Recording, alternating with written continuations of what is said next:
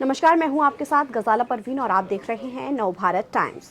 जैसे जैसे केंद्रीय बजट 2026-27 की तारीख नजदीक आ रही है, वैसे वैसे देश भर के टैक्स पेयर्स की उम्मीदें एक बार फिर बढ़ने लगी हैं।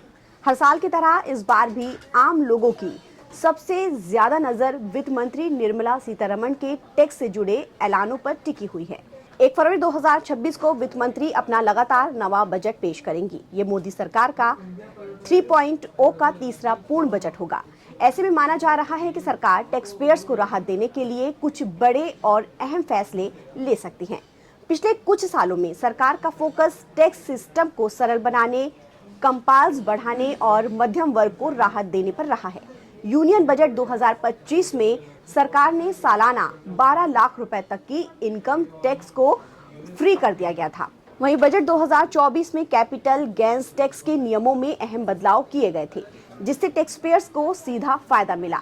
अब बजट 2026 को लेकर टैक्स एक्सपर्ट्स का कहना है कि वित्त मंत्री Nirmala Sitharaman crypto currency investors के लिए एक बड़ा ऐलान कर सकती हैं। क्रिप्टो करेंसी इंडस्ट्री ने सरकार को अपनी मांगों के बारे में बताया है। सरकार ने यूनियन बजट 2022 में क्रिप्टो करेंसी पर टैक्स लगाने का ऐलान किया था। क्रिप्टो करेंसी पर दो तरह से टैक्स लगाया गया था। वर्चुअल डिजिटल असेट से जुड़े ट्रांजैक्शन पर 1% TDS लगाया गया था, जबकि दूसरा क्रिप्टो करेंसी से हुए मुनाफे पर एक समान 30% तक का टैक्स लगाया गया था। क्रिप्टो इंडस्ट्री को उम्मीद है कि सरकार इस बार बजट में क्रिप्टो इन्वेस्टर्स को टैक्स में राहत दे सकती है।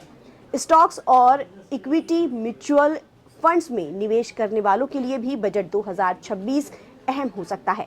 सरकार ने यूनियन बजट 2024 में स्टॉक्स और इक्विटी म्यूचुअल फंड से हुए लॉन्ग टर्म कैपिटल गेन्स के टैक्स फ्री लिमिट बढ़ाकर 1,25,000 रुपए कर दी थी। अब एक्सपर्ट्स का कहना है कि सरकार 1 फरवरी को पेश होने वाले बजट में इस लिमिट को बढ़ाकर 2 लाख रुपए कर सकती है। इस लिमिट के बढ़ने से म्यूचुअल फंड की इक्विटी स्कीम और शेयरों में निवेशकों की दिलचस्पी बढ़ेगी, जिससे कैपिटल मार्केट को भी मजबूती मिल सकेगी। इनकम टैक्स की नई रिजीम को लेकर भी कई बदलावों की उम्मीद जताई जा रही है। फिलहाल इनकम टैक्स की नई रिजीम में basic tax exemption limit 4 lakh रुपए है। इसका मतलब है कि अगर किसी व्यक्ति की सालाना इनकम 4 लाख रुपए तक है तो उसे टैक्स चुकाने की जरूरत नहीं है। एक्सपर्ट्स का कहना है कि सरकार को इस लिमिट को बढ़ाकर 5 लाख रुपए करने की जरूरत है। इससे टैक्स पेयर्स को काफी फायदा होगा, खासकर कम इनकम वाले लोगों को इससे राहत मिलेगी।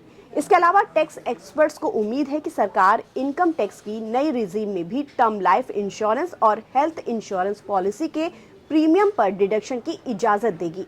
अभी इनकम टैक्स की सिर्फ पुरानी रिजीम में दोनों पर डिडक्शन क्लेम करने की इजाजत है। सेक्शन 80C के तहत टर्म लाइफ इंश्योरेंस प्रीमियम और हेल्थ पॉलिसी पर डिडक्शन क्लेम किया जा सकता है। यूनियन बजट 2026 में सरकार डेट म्यूचुअल फंड के टैक्स नियमों में भी बदलाव कर सकती है। एक्सपर्ट्स का कहना है कि 1 अप्रैल 2023 से डेट म्यूचुअल फंड पर टैक्स के नए नियम लागू हो गए हैं।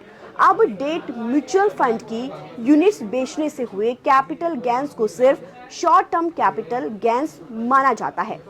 इस पर इन्वेस्टर के टैक्स स्लैब के हिसाब से टैक्स लगता है।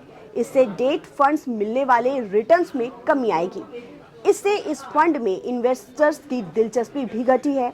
सरकार यूनियन बजट में डेट फंड्स के इन्वेस्टर्स को टैक्स में राहत दे सकती है। कुल मिलाकर बजट 2026-27 से टैक्स पेयर्स को काफी उम्मीदें हैं। अगर सरकार टैक्स एक्सपर्ट्स के सुझावों पर अमल करती है तो टैक्स पेयर्स को बड़ी राहत मिल सकती है। ताज़ा अपडेट के लिए आप बने रहिए नवभारत टाइम्स के साथ।